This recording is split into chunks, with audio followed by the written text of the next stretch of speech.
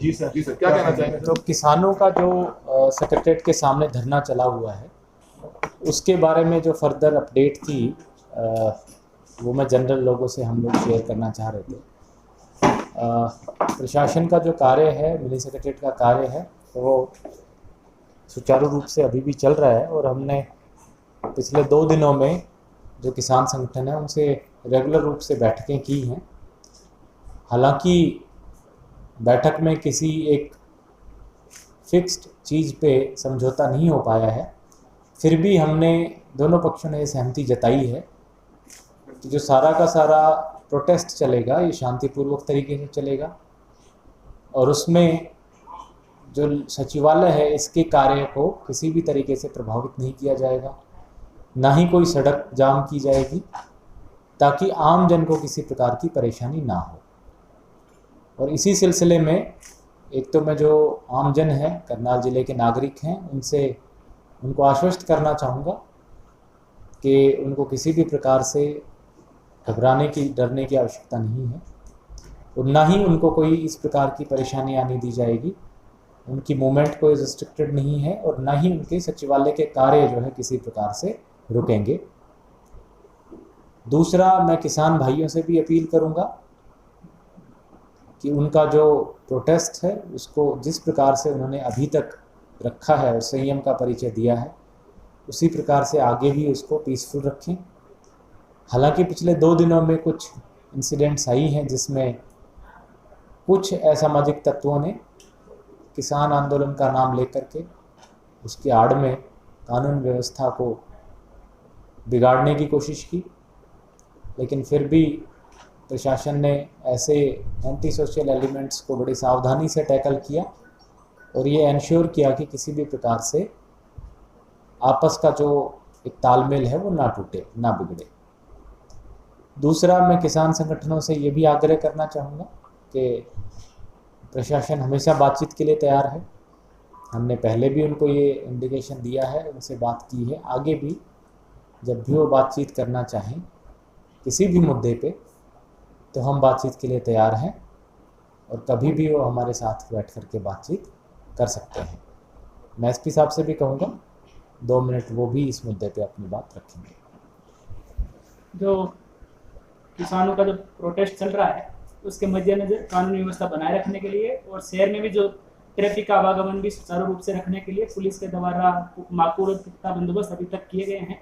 जो 40 कंपनियां हमने डे फर्स्ट डिप्लॉय की थी, उनका डिप्लॉयमेंट लगातार जारी है और रात के समय में भी हमारी 10 कंपनी है वो लघु सचिवालय व आसपास के क्षेत्र में तैनात रहती है, ताकि किसी भी प्रकार से यदि कोई असामाजिक तत्व है, कोई गैर कानूनी गतिविधि करने की कोशिश करे तो उसको तुरंत टैकल किया जा सके। अभी तक जितने भी किसान संगठनों के जो मुख्य लीडर्स डे या नाइट में यहाँ पर उपस्थित रहते हैं, उनका और जो हमारे सिक्योरिटी के जो इंचार्ज रहते हैं उनका भी एक अच्छा तालमेल है और यदि किसी भी तरफ से कोई इश्यूज आते हैं तो उनका आपस में बातचीत के द्वारा सॉर्ट आउट कर रहे हैं। और किसान संगठनों की तरफ से जो वॉलंटियर्स जो लगाए गए हैं वहाँ पर धरना स्थल के आसपास में, उनका भी अच्छा सहयोग अभी तक मिल रहा है। हमें उम्मीद है कि आगे से भी जो किसान नेता हैं या जो भी वॉलंटियर्स है उनका अच्छा सहयोग मिलता रहेगा ताकि कानूनी व्यवस्था की स्थिति भी बनी रहे और आपस में इस क्षेत्र में शांति कायम रह सके। मेरा सभी करनाल वासियों से भी अनुरोध है कि आप परेशान होने की बिल्कुल जरूरत नहीं है। पुलिस के द्वारा अब आसपास के क्षेत्र में नाकेबंदी की जरूरत के मुताबिक की जा रही है, लेकिन किसी भी प्रकार से ट्रैफिक को प्रभावित अभी तक नहीं होने दिया जाएगा। साथ ही किसी भी प्रकार की अफवाहों पर भी ध्यान ना दे। यदि कोई किसी प्रकार से अफवाह फैलाता है या जो सत्यापित चीज ना हो उसको फैलाने की कोशिश करता है, जिससे कानूनी व्यवस्था की शक्ति भंग हो सकती है या समाज में शांति भंग हो सकती है, उसके खिलाफ जिला पुलिस के द्वारा सख्त कानूनी कार्रवाई की जाएगी। यदि किसी को कोई विशेष रूप से परेशानी हो रही हो और पुलिस से रिलेटेड कोई समस्या हो तो डायल 112 पे भी कॉल कर सकता है। हमारी जो यारी व्हीकल्स है हम सुनिश्चित करेंगे कि वो 10 मिनट के भीतर मौके पे पहुंच करके इस स्थिति को संभालें। इसके अलावा ऑर्डर व्यवस्था बिगड़ सकती है। इस सिलसिले में कुछ दिनों के लिए प्रशासन के द्वारा इंटरनेट सर्विसेज जो है वो सस्पेंड की गई थी, उन सेवाओं को बहाल कर दिया गया है। दूसरा, हमने जो हमारे किसान भाई हैं उनके लिए भी और जो हमारे पुलिस और पैरामिलिट्री फोर्सेस हैं उनके लिए भी अलग अलग मेडिकल कैंप्स की भी व्यवस्था की है, ताकि इस प्रकार से, क्योंकि ये एक किसानों की तरफ से धरना भी लंबा है और हमारी फोर्सेस भी लगातार जो है सिचुएशन पर निगरानी रखे हुए हैं, तो किसी भी किसान को या किसी भी जवान को किसी भी प्रकार की कोई मेडिकल परिस्थिति उनके सामने आती है तो हमारी जो मेडिकल टीम्स हैं वो ऑन द साइट ही हमने टीम्स लगा दी हैं, उसका ध्यान रखेंगे। इसके अलावा पैरेलली हमने करीब 30 के करीब टॉयलेट्स हमने रखवाए हैं, जो कि दोनों किसान संगठनों के साइड भी रखे हुए हैं और वो भी इनको इस्तेमाल करें। पीने के पानी की व्यवस्था भी की गई है। हमारा पूरा प्रयास है कि जो ये शांतिपूर्वक धरना चल रहा है इसको प्रशासन पूरा सहयोग दे और आपस में किसी भी तरीके का भाईचारा ना टूटे और लगातार हम बातचीत करते रहें, बातचीत के जरिए इस मुद्दे का हल निकालें। सर, किसानों को भी न्योता दिया गया है, बातचीत के लिए बुलाया गया है, आज बातचीत हो सकती है? बिल्कुल न्योता दिया गया है और हमारे दरवाजे हमेशा बातचीत के लिए खुले हैं। किसी भी प्रकार का कोई भी प्रस्ताव अगर किसान लेकर के आते हैं तो हम निश्चित रूप से बैठेंगे, बातचीत करेंगे। कल करनाल में संयुक्त किसान मोर्चा और हरियाणा के किसान संगठनों की अहम मीटिंग हो रही है, स्पेशली इसी किसान आंदोलन को लेकर, करनाल के लेकर। तो कल सभी संयुक्त किसान मोर्चा के लीडर्स आ रहे हैं, तो क्या कल बातचीत हो सकती है? उन्होंने भी मीटिंग में हालांकि कोई बड़ा फैसला लेना है इसी चीज को लेकर कि उनकी मांगे पूरी नहीं होती, तो आगामी रणनीति क्या रहेगी? देखिए, मैं उनसे आग्रह करूंगा कि चूंकि इस मामले का हल बातचीत से ही निकलना है तो बातचीत पे आएँ, टॉकिंग टेबल पे आएँ और किसी भी हालत में शांति व्यवस्था बनाए रखें, क्योंकि आमजन को परेशानी हो किसी भी वजह से ये बिल्कुल गलत है। और कोई समूह अपनी बात मनवाने के लिए बाकी लोगों को, आमजन को परेशान करने की कोशिश करे, ये गलत भी होगा और प्रशासन की तरफ से भी इस चीज़ को बर्दाश्त नहीं किया जाएगा। तो मेरा उनसे आग्रह रहेगा कि शांति व्यवस्था बनाए रखें और हमसे बातचीत के लिए आसपास के दुकानदार या जो मॉल्स के हैं, एससीओ हैं, जिनके बैंक्स में एससीओ हैं, वो मिले थे आपसे? क्योंकि थोड़ी देर पहले गुरनाम सिंह चढ़ूनी से जाट धर्मशाला में मुलाकात करके आए हैं, उनसे रिक्वेस्ट की उन्होंने ताकि कहीं ना कहीं उनका जो कारोबार है उस पर असर ना पड़े। उनकी तरफ से मिलने के लिए समय लेने की बात आई है और मैंने उनको बुलाया भी है। जिस भी समय वो आना चाहें, मैं ऑफिस में ही हूँ, मेरे से मिलने।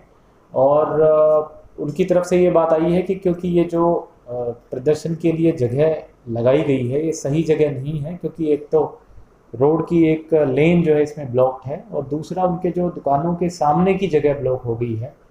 पर्टिकुलरली इवनिंग आवर्स में और लेट आवर्स में बहुत से असामाजिक तत्व जो है वो इस प्रदर्शन की आड़ लेकर के एंटी सोशल गतिविधियां करने की कोशिश करते हैं।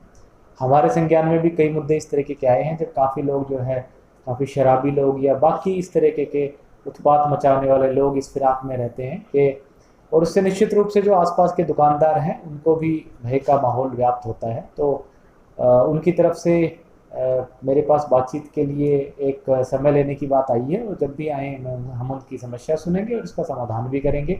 किसान भाइयों से आग्रह रहेगा कि इनका भी, चूँकि किसी का भी रोजगार या रोजी रोटी ना खराब हो, इसलिए अपने जो धरना स्थल है उस हिसाब से उचित रूप से चयन करें, ताकि ना तो आम नागरिक को परेशानी हो और ना ही किसी का रोजगार चले। कटाई का 2 दिनों का जो 3 दिन दौर की वार्ता हुई, पेच कहाँ फंसा हुआ है? देखिए, जैसे मैंने कहा कि जब बातचीत होती है दोनों पक्ष अपनी अपनी बात रखते हैं, कोई बीच का रास्ता निकलता है, वही समाधान है। किसानों के द्वारा जो बातें रखी गई हैं वो सरकार को एक स्तर पे मान्य नहीं है, सरकार का प्रस्ताव अभी तक जो है एक स्तर पे किसानों को मान्य नहीं है।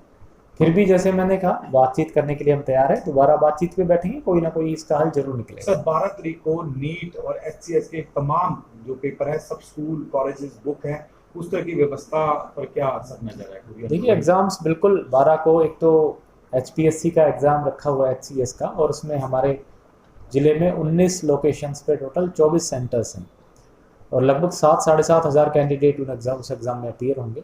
तो हमने उसकी पूरी व्यवस्था कर ली है और एग्ज़ाम को बड़े सुचारू रूप से किया जाएगा। किसानों से भी मैं अपील करूंगा, क्योंकि ये कैंडिडेट्स का और उनके भविष्य का मामला है, तो इसमें बिल्कुल व्यवधान ना डालें। और कोई भी एलिमेंट अगर इसमें व्यवधान डालने की कोशिश करेगा, चाहे वो असामाजिक तत्व हो या किसान आंदोलन का आड़ लेकर के, नाम लेकर के इसमें व्यवधान डाले, वो हम कतई बर्दाश्त नहीं करेंगे और सख्ती से कार्रवाई करेंगे। तो 12 तारीख को जो भी संडे को एग्ज़ाम्स शेड्यूल्ड हैं वो सारे जो है तय समय पे शेड्यूल के हिसाब से होंगे। एग्जाम मंडी में सीजन शुरू होने वाला है, उसको लेकर भी क्या तैयारियां की गई हैं किसानों के लिए?